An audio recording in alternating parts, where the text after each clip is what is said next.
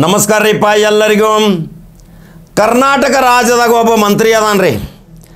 ಆ ಮಂತ್ರಿ ನೋಡ್ರಿ ಇವತ್ತು ಹೆಚ್ಚು ಜನಪ್ರಿಯಗೊಂಡಂಥ ಆ ಮಂತ್ರಿ ದೈನಂದಿನವಾಗಿ ಸಾರ್ವಜನಿಕರ ಜೊತೆನೇ ಬೆರೆತಿರ್ತಾನೆ. ಆ ಮಂತ್ರಿ ಯಾರು?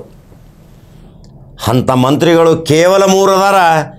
ಈಗ ಮೊಟ್ಟ ಮೊದಲನೇದಾಗಿ ಒಂದು ಮಂತ್ರಿದ ಇತಿಹಾಸ ಹೇಳ್ತೀನಿ, 2ನೇ ಮಂತ್ರಿದ ಇತಿಹಾಸ ಆಮೇಲೆ ಹೇಳ್ತೀನಿ, ಆಮೇಲೆ 3ನೇ ಮಂತ್ರಿಯ ಸಂಪೂರ್ಣ ಜನ್ಮ ಕುಂಡಲಿ ಹೇಳ್ತಾನೆ ಈ ಜವಾರಿ ಖಡಕ ಕಾಕ. ನೀವು ಯೂಟ್ಯೂಬ್ದಾಗ ಬಟನ್ ಹೊಡಿಬೇಕು, ನಂಬರ್ 1 ನ್ಯೂಸ್ ಕನ್ನಡ. ನೀವು ಸಬ್ಸ್ಕ್ರೈಬ್ ಆದ್ರೆ ನಿಮಗೆ ನೇರ ಸುದ್ದಿ ಬರ್ತೈತಿ. ಯಾಕಂದ್ರೆ ನಮ್ಮ ಉತ್ತರ ಕರ್ನಾಟಕದ ಈ ಹೆಮ್ಮೆಯ ಚಾನಲ್ ಅಂತೀರಿ, ಖಡಕ ರೊಟ್ಟಿ ಕಾಕ ಅಂತೀರಿ. ಅದರ ಸಲುವಾಗಿ ಯೂಟ್ಯೂಬ್ದಾಗ ಬಟನ್ ಹೊಡಿತೀರಿ. ಹಂಗಾದ್ರೆ ಆ ಮಂತ್ರಿ ಯಾರು?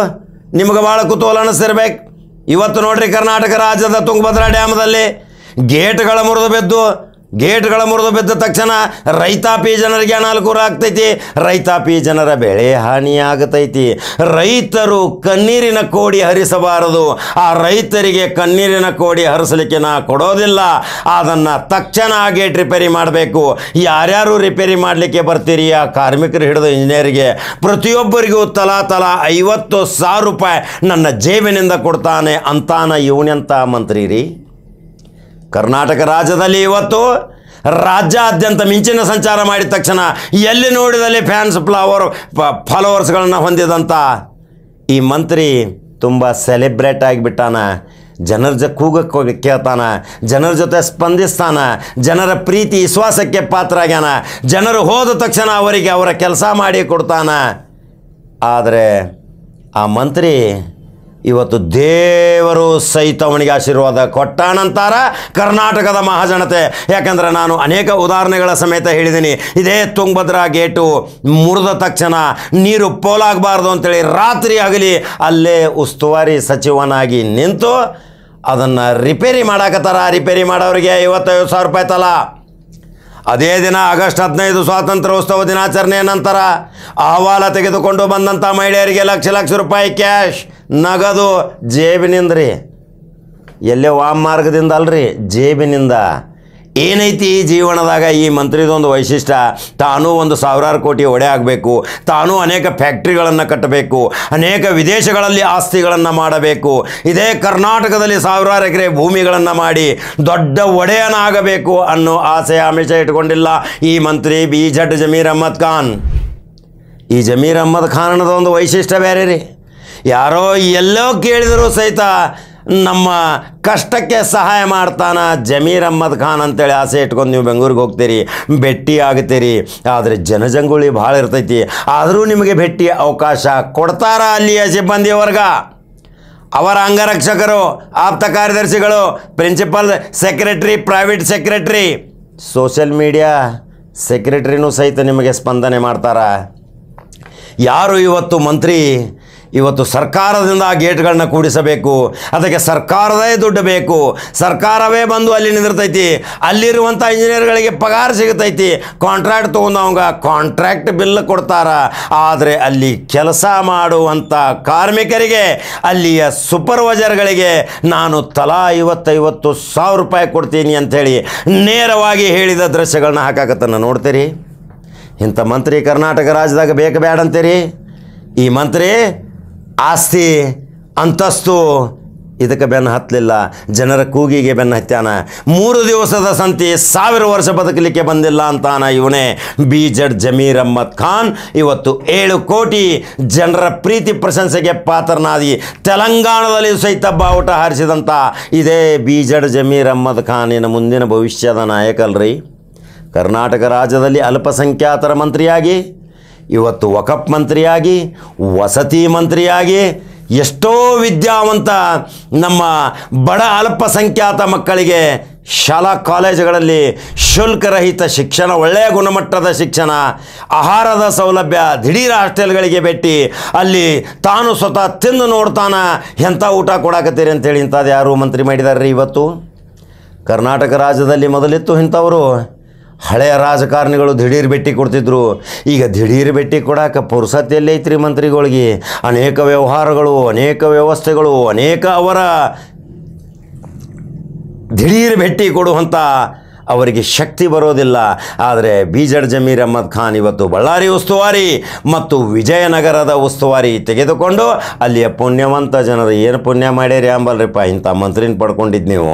ಕರ್ನಾಟಕ ರಾಜ್ಯದ ಮಹಾಜನತೆಯೂ ಸಹಿತ ಇವತ್ತು ಬೀಜಡ್ ಜಮೀರ್ ಖಾನ್ಗೆ ಇನ್ನೂ ಉನ್ನತ ಹುದ್ದೆ ಕೊಡಲಿ, ರಾಜ್ಯದ ನಾಯಕನಾಗಲಿ, ಅಲ್ಪಸಂಖ್ಯಾತರಷ್ಟೇ ಇಲ್ಲ ಅಹಿಂದದ ನಾಯಕನಾಗಿ ಹೊರಹೊಮ್ಮುತ್ತಿರುವ ಬೀಜಡ್ ಜಮೀರ್ ಅಹ್ಮದ್ ಖಾನನ ಕಾರ್ಯಚಟುವಟಿಕೆ ದಾನ ಧರ್ಮ, ಶಿಕ್ಷಣಕ್ಕೆ, ಆಸ್ಪತ್ರೆಗಳಿಗೆ, ಇದೇ ರೀತಿ ಬೆಳಗಾವಿ ಜಿಲ್ಲೆಯಲ್ಲಿಯೂ ಸಹಿತ ಮಂತ್ರಿಗಳಿದಾರ. ಅಲ್ಲಿ ಮಂತ್ರಿಯು ಒಬ್ಬರು ಸೇಮ್ ಬೀಜಡ್ ಜಮೀರ್ ಅಹ್ಮದ್ ಖಾನ್. 2ನೇ ಸಾರಿ ಅವ್ರ ಇತಿಹಾಸ ಹೇಳ್ತೀನಿ. ಆ ಇತಿಹಾಸವನ್ನು ಸಂಪೂರ್ಣ ಮಾಹಿತಿಯೊಂದಿಗೆ ಹೇಳ್ತೀನಿ. ಈಗ ಬೀಜಡ್ ಜಮೀರ್ ಅಹ್ಮದ್ ಖಾನ್ ಹೇಳಿದ್ದೀನಿ. ಕರ್ನಾಟಕ ರಾಜ್ಯದ ಜನತೆ ಎಷ್ಟೊಂದು ಜನ ಲೈಕ್ ಮತ್ತು ಶೇರ್ ಮಾಡ್ತೀರಿ. ಯೂಟ್ಯೂಬ್ದಾಗ ಜವಾರಿ ಖಡಕ ಕಾಕ ನಂಬರ್ 1 ನ್ಯೂಸ್ ಕನ್ನಡ ಬಟನ್ ಹೊಡಿತೀರಿ. ಮತ್ತೊಂದು ಖಡಕ ಜವಾರಿ ಸುದ್ದಿಯೊಂಗ ಬರ್ತೀನಿ, ಅನಿಸಿಕೆಗಳನ್ನ ಹಾಕ್ತೀರಿ. ನಮಸ್ಕಾರ.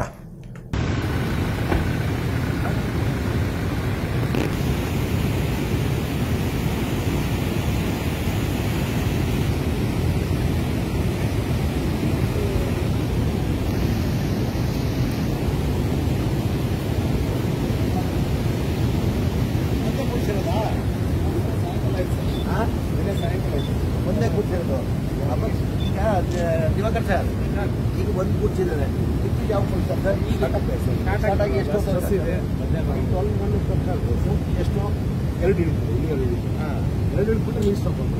ಹೌದಾ? 25 ಬರುತ್ತೆ, 165 ಬರುತ್ತೆ. ನಮ್ಮ ಸ್ಟೇಟ್ ಲೆವೆಲ್ 123 ಇದೆ. ಈಗ ನನಗೇನಂದ್ರೆ ಇಷ್ಟೆಲ್ಲ ಮಾಡಿ ಹಡಾವಳಿ ಏನಕ್ಕೆ ಹೋಗ್ಬೇಕು ಅಂತ ಹೇಳ್ತೀನಿ. ನಾಳೆ ಇಲ್ಲಿ ಇವರಿಗೆಲ್ಲ ಊಟ ಹಾಕಿಸಿ ಸನ್ಮಾನ ಮಾಡ್ಬೋದು ಅಂತ ನನ್ನ ಪ್ಲ್ಯಾನ್. ಹಂಗೆ ಮಾಡೋದಾ?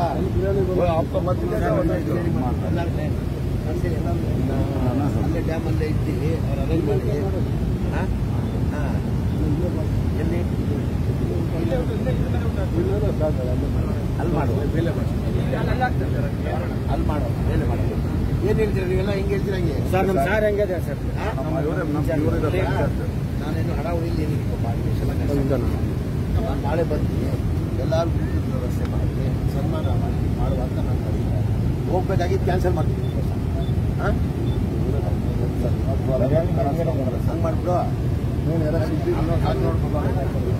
ಕೊಂಚ ಹೊಳಿಮ ಎಲ್ಲ ಶೇರ್ ಮಾಡಿದ್ದಾರೆ. ಇಲ್ಲ ನಾವು ಕೊಟ್ಟಿದ್ದೇನವ್ರು ಬೇರೆ ಕೊಟ್ಟಿದ್ದಾರೆ. ಅವರು ಕಷ್ಟ ಎಲ್ಲರೂ ಮಾಡೋ ಬಿಡಿರಿ. ಬಡವ್ರಿಗೆ ಮಾಡಿ ಯಾರು ಮಾಡ್ತಾರೆ? Thank you. ಬಡವರಿಗೆ ತಾನೇ ಮಾಡಬೇಕು. ಇಷ್ಟೆಲ್ಲ ಕಷ್ಟ ಬಿದ್ದಿದ್ದೀರಾ, ಮರ್ಯಾದೆ ಉಳಿಸಿದ್ದೀರಾ. ಹಾಂ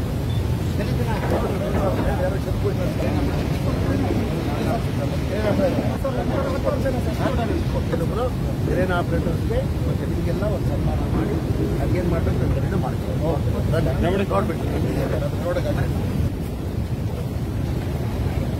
ಹೋಗೋಣ ಸ್ವಲ್ಪ ಬೇಗ.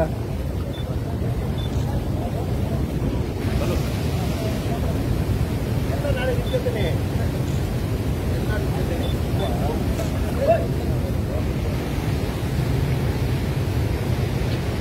ಏನು ಕೂರ್ಸಿರೋದು?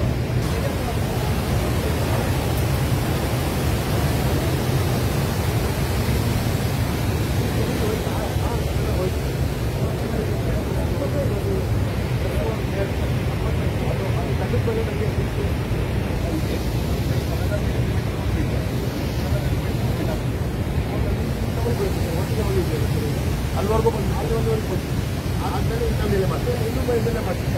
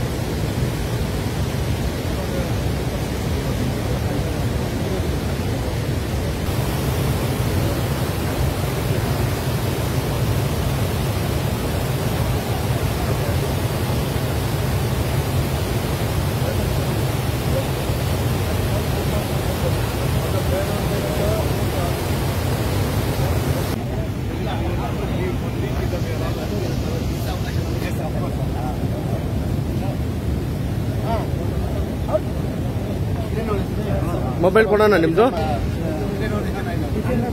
12 ಜನ ಅವ್ರು 16 ಜನ. ನಾನು ನಿಮ್ಮ ಟ್ರೈನವ್ರಿಗೂ 50 ವರ್ಷ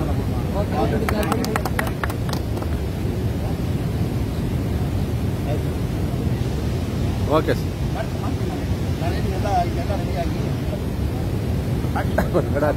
ನೀನು ಇರೋದೇ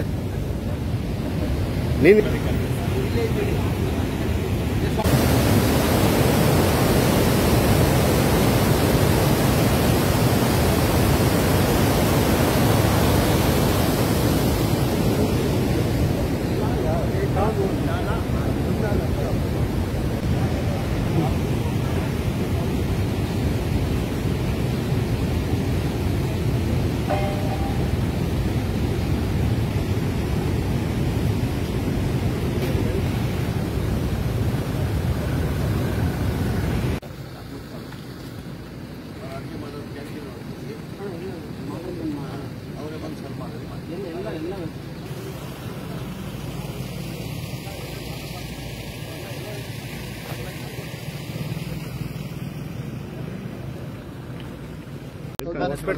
ಲೋಗೋ ಡೌನ್ ಮಾಡಿ ಸರ್.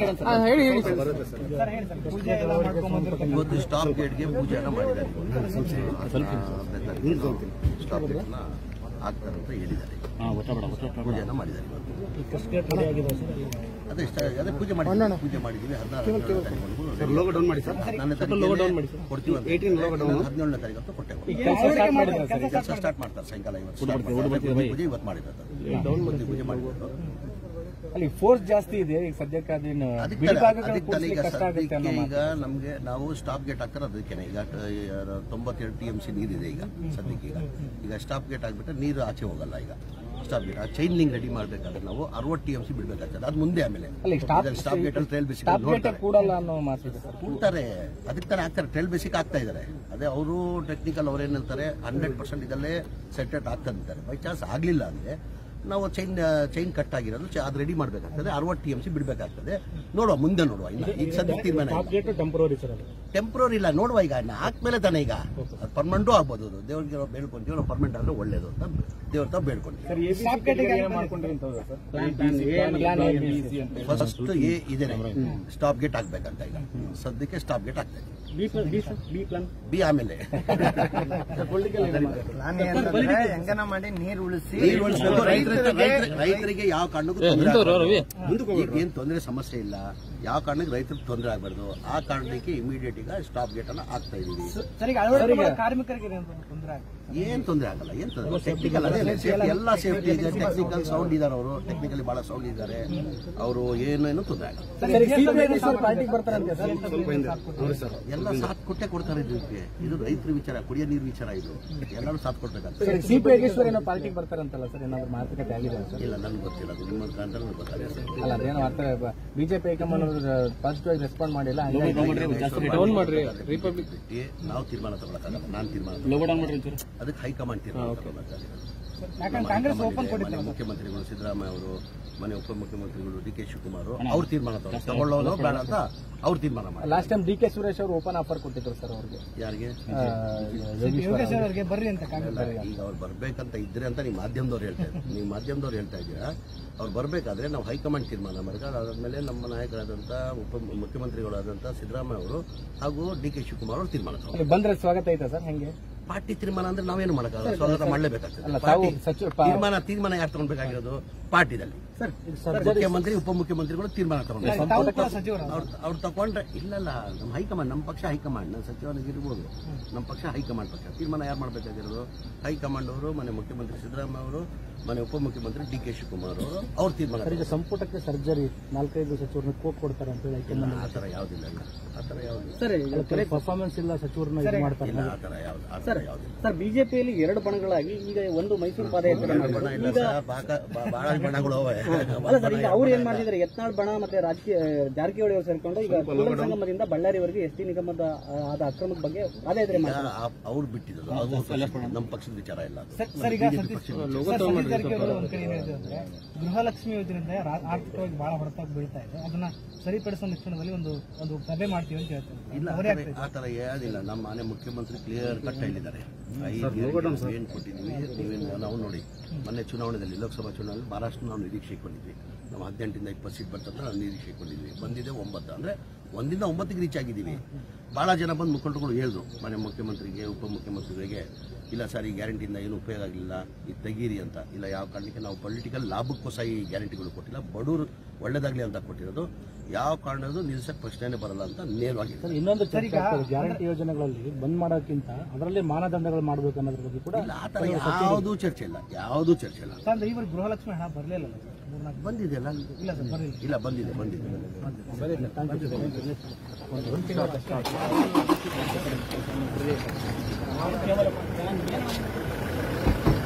ಹಿಂದಿನ ಮನೆ ಸಿದ್ದರಾಮಯ್ಯ ಹಿಂದಿನ ಸರ್ಕಾರದಲ್ಲಿ ಮನೆ ಸಿದ್ದರಾಮಯ್ಯ ಅವರು ಮುಖ್ಯಮಂತ್ರಿ ಇರುವಾಗ 15, 16, 17, 17, 18 ಸ್ಯಾಂಕ್ಷನ್ ಆಗಿರೋದು ಮನೆಗಳು. ಸ್ಲಮ್ ಬೋರ್ಡ್ 1,80,253 ಮನೆ ಸ್ಲಮ್ ಬೋರ್ಡಲ್ಲಿ. ರಾಜೀವ್ ಗಾಂಧಿದಲ್ಲಿ 55,660 ಮನೆಗಳು ಸ್ಯಾಂಕ್ಷನ್ ಆಗಿದೆ. ಅಂದರೆ ಒಟ್ಟಾಗಿ 2,30,000 ಮನೆಗಳು ಆ ಟೈಮಲ್ಲಿ ಸ್ಯಾಂಕ್ಷನ್ ಆಗಿದ್ದು. ಅದು ಬಿಟ್ಟು ULB ಸ್ಕೀಮ್ ಅಂತ ಇದೆ, ನಮ್ಮ ಬಸವ ಅಂಬೇಡ್ಕರ್, ಅದು ಅವರೇ ಮನೆ ಕಟ್ಕೊಳ್ಳೋದು. ಸಿದ್ದರಾಮಯ್ಯ ಸರ್ಕಾರ ಹಿಂದಿನ ಸರ್ಕಾರದಲ್ಲಿ 2015 ಹಿಡ್ಕೊಂಡು 2018ವರೆಗೂ 14,53,000 ಮನೆಗಳು ಕೊಟ್ಟರು. ಎಷ್ಟು? 14,50,000 ಅವರೇ ಮನೆಗಳು ಕೊಟ್ಕೊಳ್ಳೋದು. ಸ್ವತಃ 1,20,000 ನಾವು ಕೊಡ್ತೀವಿ, ಅವರೇ ಕಟ್ಕೊಳ್ಳೋದು ಕೊಟ್ಟರು. ಇದು ಬಿಟ್ಟು ಸ್ಲಮ್ ಬೋರ್ಡ್ದು ಮತ್ತು ರಾಜೀವ್ ಗಾಂಧಿದು 2,30,000 ಮನೆಗೆ ಒಂದು ಮನೆಯೂ ಕೊಡೋಕ್ಕೆ ಸಾಧ್ಯ ಆಗಿಲ್ಲ. ಕಾರಣ ಅಂದರೆ BJP ಸರ್ಕಾರ, ಸಮ್ಮಿಶ್ರ ಸರ್ಕಾರದಲ್ಲಿ ಒಂದು ಮನೆಯೂ ಸ್ಯಾಂಕ್ಷನ್ ಮಾಡಿಲ್ಲ, ಒಂದು ಮನೆಯೂ ಕೊಡೋಕ್ಕೆ ಸಾಧ್ಯ ಆಗಿಲ್ಲ. ಕಾರಣ ಏನಂದರೆ ಒಂದು ಮನೆ ಕಟ್ಟಬೇಕಾದ್ರೆ 7.5 ಲಕ್ಷ ರೂಪಾಯಿ ಆಗ್ತದೆ.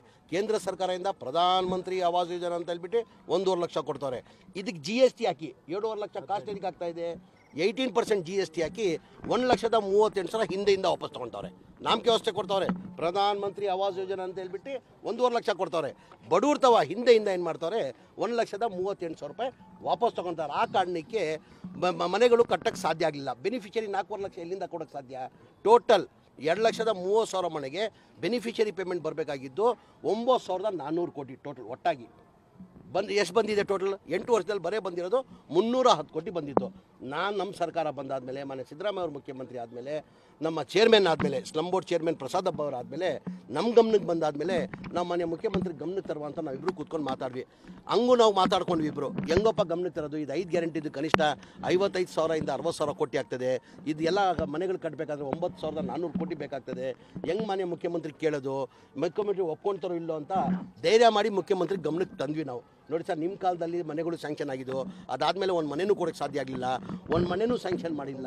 ಈ ಮನೆಗಳು ಬಡವರು 4.5 ಲಕ್ಷ ಕೊಡೋಕ್ಕೆ ಸಾಧ್ಯ ಆಗಲ್ಲ ಸರ್. ನಾವು ಸರ್ಕಾರ ವತಿಯಿಂದನೇ ಕೊಡಬೇಕಾಗ್ತದೆ. ಅವ್ರು ಬೀದಿಯಲ್ಲಿದ್ದಾರೆ ಸರ್ ಅಂತ ನಾವು ಗಮನಕ್ಕೆ ತಂದಾದಮೇಲೆ ಮನೆ ಮುಖ್ಯಮಂತ್ರಿ 2-3 ಮೀಟಿಂಗ್ ಮಾಡಿ ಅವ್ರು ಬಡವ್ರ ಬಗ್ಗೆ ಕಾಲೇಜ್ ಇದ್ದಿದ್ದ ಕಾರಣಕ್ಕೆ, ಇಲ್ಲ ಕಣ ನೀವು ಹೇಳ್ತಾರ ಸತ್ಯ ಇದು, ಈ ಬಡವ್ರ ಮನೆಗಳು ಕೊಡಬೇಕು, ನಾನೇ ಸರ್ಕಾರ ವತಿಯಿಂದ ಕೊಡ್ತೀನಿ ಅಂತ ಹೇಳ್ಬಿಟ್ಟು ಜನವರಿಯಲ್ಲಿ ಕ್ಯಾಬಿನೆಟಲ್ಲಿ ತಂದು ಅಪ್ರೂವ್ ಮಾಡಿ 500 ಕೋಟಿಯನ್ನು ಫೆಬ್ರವರಿಯಲ್ಲಿ ಬಿಡುಗಡೆ ಮಾಡಿದ ಕಾರಣಕ್ಕೆ 36,769 ಮನೆಗಳು ಕೊಟ್ಟರು. ಏನಕ್ಕೆ BJP ಅವ್ರು ಕೊಡೋಕ್ಕೆ ಸಾಧ್ಯ ಆಗಲಿಲ್ಲ? ಏನಕ್ಕೆ ಕುಮಾರಸ್ವಾಮಿ ಅವ್ರು ಕೊಡೋಕ್ಕೆ ಸಾಧ್ಯ ಆಗಲಿಲ್ಲ? BJP ಸರ್ಕಾರ 4 ವರ್ಷ ಇದ್ರು, ಸಮ್ಮಿಶ್ರ ಸರ್ಕಾರ ಆಯಿತು. ಬರೇ ಬಡವ್ರ ಬಗ್ಗೆ ಕಾಲೇಜಿಗೆ ಕಾಂಗ್ರೆಸ್ ಅವ್ರಿಗೆ ಮತ್ತು ಸಿದ್ದರಾಮಯ್ಯಗೆ ಇರೋದಾ? ಇವ್ರು ಕಾಲೇಜ್ ಇರಲಿಲ್ಲ ಬಡವ್ರ ಬಗ್ಗೆ. ಅದು ಗ್ಯಾರಂಟಿದಲ್ಲೂ 55-60,000 ಕೋಟಿದಲ್ಲಿ ಗ್ಯಾರಂಟಿದಲ್ಲೂ ಇಷ್ಟು ಕೊಡ್ತಾರೆ ಅಂತ ನಮಗೂ ನಂಬಿಕೆ ಇರಲಿಲ್ಲ. ಚೇರ್ಮನ್ರಿಗೂ ಆ ಪ್ರಸಾದ್ ಹಬ್ಬ ಅವ್ರಿಗೂ ನಂಬಿಕೆ ಇರಲಿಲ್ಲ. ಅಂದರೆ ಅವ್ರು ಬಡವ್ರ ಬಗ್ಗೆ ಕಾಲೇಜ್ ಇದ್ದಿದ್ದ ಕಾರಣಕ್ಕೆ ತಂದು ನಾನು ಕೊಡ್ತೀನಿ ಅಂತ ಹೇಳ್ಬಿಟ್ಟು ನಮಗೆ ಸೂಚನೆ ಕೊಟ್ಟವ್ರು ಇಬ್ಬರಿಗೆ. ಅದು ಏನು ಮಾಡ್ತೀರಾ ಗೊತ್ತಿಲ್ಲ, ನಾನು ದುಡ್ಡು ಕೊಡ್ತೀನಿ, ನಾನು 1 ವರ್ಷ ಒಳಗಡೆ ಈ ಮನೆಗಳು ಕೊಡಬೇಕಂತ. ಈಗ ಆಲ್ರೆಡಿ 500 ಕೋಟಿ ಕೊಟ್ಟಿದ್ದಕ್ಕೆ 36,790 ಮನೆ ಕೊಟ್ಟಿದ್ದೀವಿ. ಈ ಬರೋ ತಿಂಗಳಲ್ಲಿ 38,000 ಚಿಲ್ಲರೆ ಮನೆಗಳು ತಿರ್ಗಾ ಕೊಡ್ತೀವಿ. 1 ವರ್ಷದಲ್ಲಿ ನಾವು ಮನೆಗಳು ಕೊಡ್ತೀವಿ. ಅದ್ರ ಜೊತೆಯಲ್ಲಿ ಏನು ಮಾಡ್ತಾಯಿದ್ವಿ, ಈ ಅನ್ಕಂಪ್ಲೀಟ್ ಮನೆಗಳು ಈ ವರ್ಷ ಕಂಪ್ಲೀಟ್ ಮಾಡ್ತೀವಿ. ಅನ್ಕಂಪ್ಲೀಟ್ ಮನೆಗಳು 2,30,000 ಒಟ್ಟಾಗಿ ಈ ವರ್ಷ ಏನಾರ ಪ್ರಯತ್ನ ಮಾಡಿ ಬರೋ ಬಜೆಟ್ ಒಳಗಡೆ ಕೊಡ್ತೀವಿ. ಅದಾದಮೇಲೆ ನಾವು ಎಲ್ಲ ಸರ್ವೆ ಮಾಡ್ತಾಯಿದ್ದೀವಿ. ಯಾರು ಮನೆ ಇಲ್ಲ, ಯಾರು ಸೈಡ್ಲೆಸ್, ಎಲ್ಲರಿಗೂ ಒಂದೇ ಸಮ ಮಾಡ್ತೀವಿ ಅಂತ ಹೇಳೋಕ್ಕೆ ಸಾಧ್ಯ ಆಗಲ್ಲ. ಎಲ್ಲರಿಗೂ ಒಂದೇ ಸತಿ ಕೊಟ್ಬಿಡ್ತೀವಿ ಅಂತ ಹೇಳೋಕ್ಕಾಗಲ್ಲ. ನಾವು ಸರ್ವೆ ಮಾಡಿದ್ದೀವಿ, ಎಲ್ಲೆಲ್ಲಿ ಮನೆ ಯಾವ ತಾಲೂಕಲ್ಲಿ ಎಷ್ಟು ಮನೆಗಳು ಆಗುತ್ತೆ ಅಂತ ಎಲ್ಲ ನಮ್ಮ ಥರ ಡಾಟಾ ಇದೆ, ಸರ್ವೆ ಮಾಡ್ತೀವಿ. ಆ ಸರ್ವೆ ಪ್ರಕಾರ ನಾವು ಬರೋ ವರ್ಷದಿಂದ ಮನೆಗಳು ಕೊಡೋಕ್ಕೆ ಶುರು ಮಾಡ್ತೀವಿ.